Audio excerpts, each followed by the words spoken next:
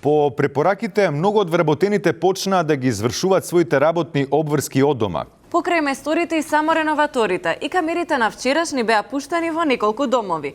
Се со цел да дознаеме како изгледа работата од дома за време на самоизолација. Јас исправ измив тањери, еве повелете едно барање да ги пружите лиштата на тераса. Господјо, нема да може овака. Ви фали печат, архивско бројче, подпис. Вратете се утре. Жено, ако гласаш за мене, ќе обезбедам нов фонд за силикони, ботокс и трајна депилација.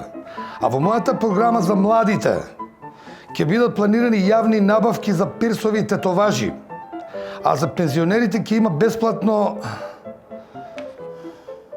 Ева, не сум го допишал. Не, ќе има нешто бесплатно, сигурно. Јас сум патолог.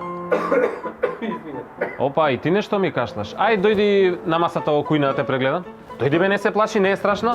Абе, друже, се знае тоа кај нас. Нашата работа генерално е теренска. Али јас сум достабан, лија башка со шефот добро стојам и вака ми дозволи да подработувам у домашни услови. Господјо, јас ве молам да не ми се ландарате со брзина поголема од пропишаната. Под стресум, молим те, остави уште ти ми фалиш. Абе, немој ти мене стрел да ги земам, ќе ви споказнам сите ви. Ти бе мочко еден. Ти имаш ли пратено СМС за излежавање и залежарина одеве? Немам. Немаш. 150 евра е казна, бе. Али ако платиш урок од недела дена, ќе ти намалам ја на пола.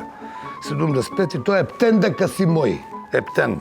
Аман бе, друже, тато, па ја вежбам тука, бидам као тебе, полицаец, ти 150 евра.